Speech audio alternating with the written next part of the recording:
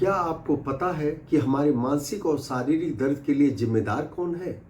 जी हाँ, pain free A revolutionary method for stopping chronic pain के लेखक और शोधकर्ता श्री रोजर ग्रिटेंस का कहना है कि मस्कुलोस्केलेटल तंत्र के विकार अर्थात शारीरिक और मानसिक पेन के लिए हम खुद ही जिम्मेदार हैं। वो कैसे?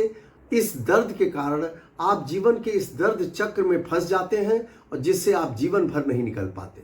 आज इस दर्द चक्र से कैसे बाहर आए, इसके आदत सुधार क्लिनिक में कुछ ऐसी आदत हम बताएंगे, कुछ ऐसे अभ्यास बताएंगे जिससे सीख करके आप इस जीवन की गुणवत्ता को इतना बढ़ा लेंगे कि दर्द आपके जीवन में बिल्कुल चला जाएगा। प्रस्तुत है ये पेन साइकिल, दर्द चक्र। ये दर्द चक्र जो आप देख रहे हैं यह हमेशा दर्द के डर से शुरू होता है और यह हर व्यक्ति में भिन्न भिन्न होता है, क्योंकि हर व्यक्ति को दर्द का डर अलग अलग होता है, किसी में कम और किसी में ज़्यादा।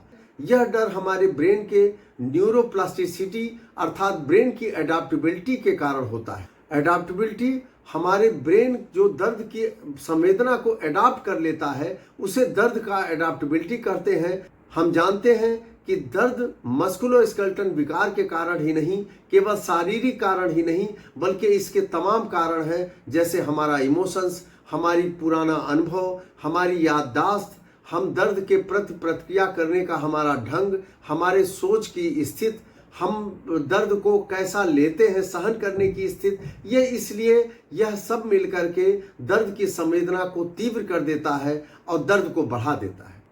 इसलिए कहा यह भी जाता है कि कभी कभी डॉक्टर जब बायोलॉजिकल डिस्क्रिप्शन दर्द का करते हैं, हम इस दर्द को डर के रूप में ले लेते हैं। इस डर के कारण जो सबसे बड़ा नुकसान होता है वह है कि हमें यह डर आराम की तरफ ले जाता है और डॉक्टर हमें सलाह भी देते हैं कि बेड रेस्ट करिए। आराम हमेशा मस्कुलोस्केलेटल दर्द के लिए एक खतरनाक आदत है, जिसे बदलने का अभ्यास आज हम कराते हैं। हमारी दर्द की संवेदना को जो बढ़ा देता है और यहीं पे हमारा दर्द क्रोनिक अर्थात 3 महीने से दीर्घकालिक के रूप में बढ़ जाता है।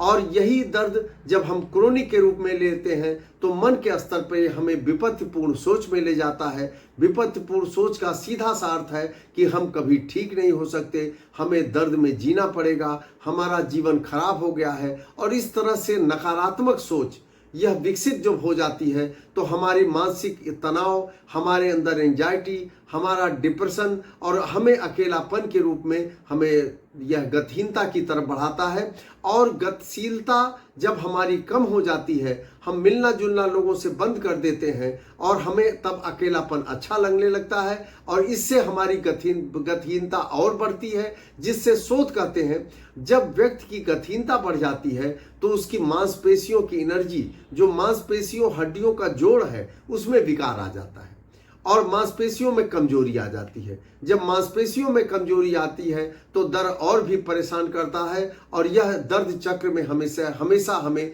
फंसाए रहता है।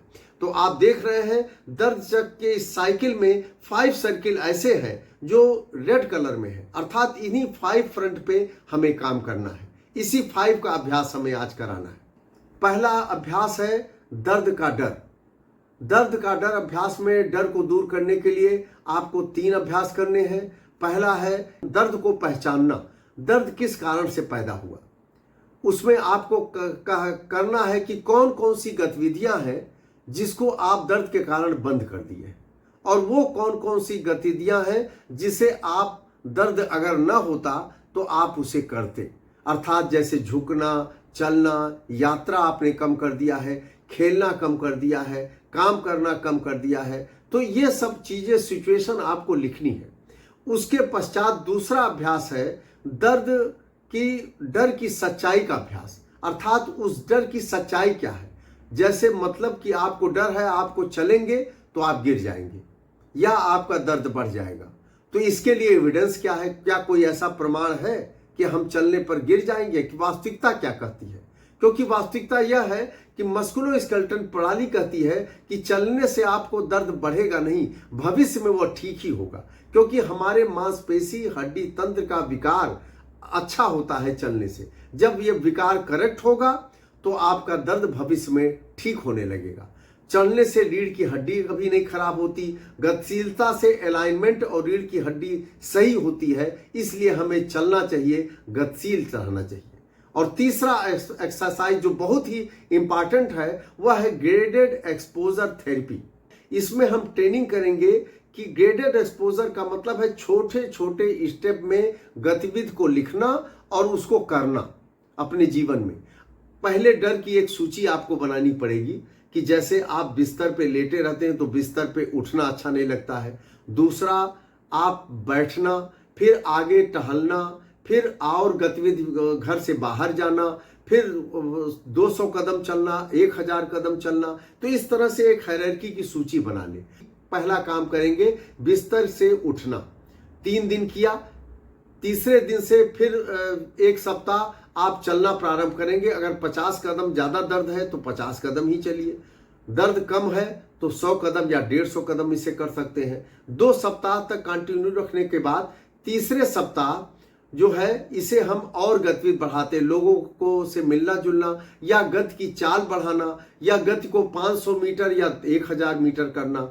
मतलब कि इससे धीरे धीरे आप देखेंगे कि 21 दिन के पश्चात आपका आत्मविश्वास बढ़ेगा और दर्द धीरे धीरे समाप्त की ओर जाएगा। जो मन में डर बसा है वह समाप्त हो जाएगा। तो इसे कहते हैं ग्रेडेड एक्सपोजर थेरेपी। दूसरा अभ्यास है साइको एजुकेशन, मतलब मस्कुलोस्केलेटल प्रणाली की छोटी सी सच्चाई। यह साइको एजुकेशनल अभ्यास के जरिए पता चलता है कि जैसे लंबे समय तक मांसपेशियों की निष्क्रियता हमारी मांसपेशियों को कमजोर कर देती है, यह मस्कुलोस्केलेटल तंत्र बताता है। दूसरा क्या है, गतिविधि जब हम कम कर देते हैं या आराम करते हैं तो मस्तिष्क को आप संदेश भेजते हैं कि हमारा शरीर कमजोर है, यह बहुत बड़ा फैक्टर है। तीसरा, जब हम धीरे धीरे गतिविधि बढ़ाते हैं, अपनी एक्टिविटी बढ़ाते हैं, तो हम मस्तिष्क को एक सकारात्मक संदेश भेजते हैं कि हमें, चूंकि डोपामाइन मस्तिष्क में रिलीज होता है, हमें अच्छा लगता है और वो रिइंफोर्स करता है हमें, तो हमारी मांसपेशियों की गति बढ़ती है और वो मजबूती की तरफ ले जाती है। तो ये इस प्रकार का ये साइको एजुकेशनल अभ्यास भी आपके लिए बहुत ही इंपॉर्टेंट है। दूसरा, जैसे साइको एजुकेशन के समझने से आपका एक आत्मविश्वास का स्तर बढ़ेगा, आपका ज्ञान बढ़ेगा। इसके बाद आता है तीसरा बिहेवियरल एक्टिवेशन अभ्यास। बिहेवियरल एक्टिवेशन के लिए हम धीरे धीरे अपनी गति को बढ़ाएंगे। तो इसके लिए गतिविधि तालिका आपको बनानी पड़ेगी कि जैसे 10 मिनट बालकनी में टहलना या कमरे में चलना, हल्का दर्द हुआ लेकिन अच्छा महसूस हुआ। इसके बाद 3 दिन योगासन किया 5-5 मिनट के लिए।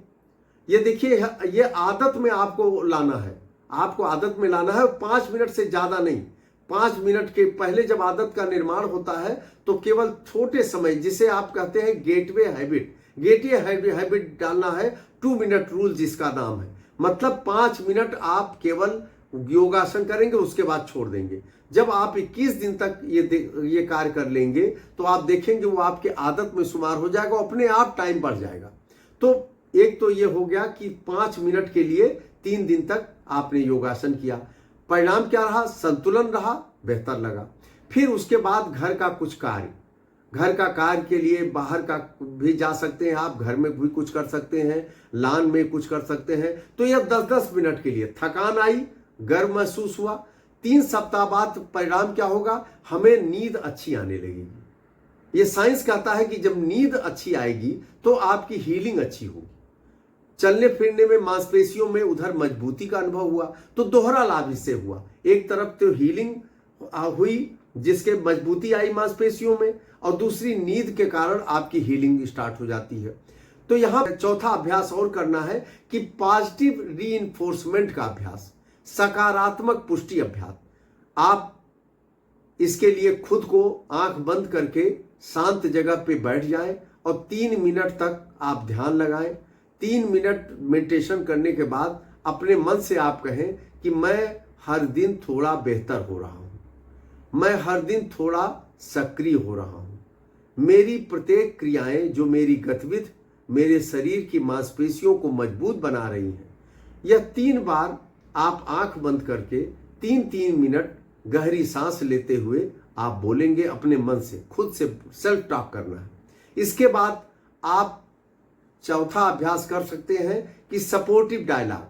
सपोर्टिव डायलॉग में है कि जैसे आपके चलने फिरने या गतिविधि में जो आपके अंदर बदलाव आया है उसका फीडबैक आप अपने मित्र, खास मित्र या पारिवारिक के खास सदस्य से लेंगे जिसे आप अच्छा महसूस करते हैं, जिससे आपका रिलेशन बहुत आत्मिक है, उससे आप फीडबैक लेंगे और यह फीडबैक आपके अंदर सकारात्मक पुष्टि लाएगा और यह फीडबैक आपके आत्मविश्वास को बढ़ाएगा और यह बहुत ही जरूरी है। अब लास्ट में आता है विपत्तिपूर्ण सोच को कैसे हटाएं जिससे हमारा तनाव, चिंता, अकेलापन सब दूर हो।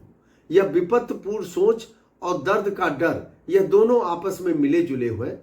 वस्तुतः हमारे थाट में, हमारे सोच में जब डर इतना गहरा बैठ जाता है कि हम इसके परिणाम को सोचकर बहुत जल्दी घबरा जाते हैं, बहुत टेंशन में आ जाते हैं और पैनिक हो जाते हैं, तो यह विपत्तिपूर्ण सोच हमें हेल्पलेसनेस की कैटेगरी में, मतलब हम असहाय महसूस करने लगते हैं, हमारे ऊपर दर्द हावी हो जाता है और हम समझते हैं जीवन हमारा बेकार है, अब दर्द में ही जीना पड़ेगा। तो यह विपत्तिपूर्ण सोच के ट्रैप में फंसे हुए रहते हैं। इसके लिए बहुत इंपॉर्टेंट अभ्यास है, कॉग्निटिव बिहेवियर थेरेपी का एक टूल है ACT, मतलब एक्सेप्टेंस एंड कमिटमेंट थेरेपी। यह एक बहुत ही इंपॉर्टेंट अभ्यास है। इसे अलग एक मैं अगले वीडियो में मैं दिखाऊंगा हम किस तरह विपत्तिपूर्ण सोच के ट्रैप से अलग हो जाते हैं और हम इस दर्द चक्र से हमेशा के लिए निजात पा जाएंगे और हमारे जीवन की गुणवत्ता बढ़ जाएगी, हमारे जीवन में खुशियों का भंडार होगा। आइए अगले वीडियो में हम इस अभ्यास को आपको कराएंगे। धन्यवाद।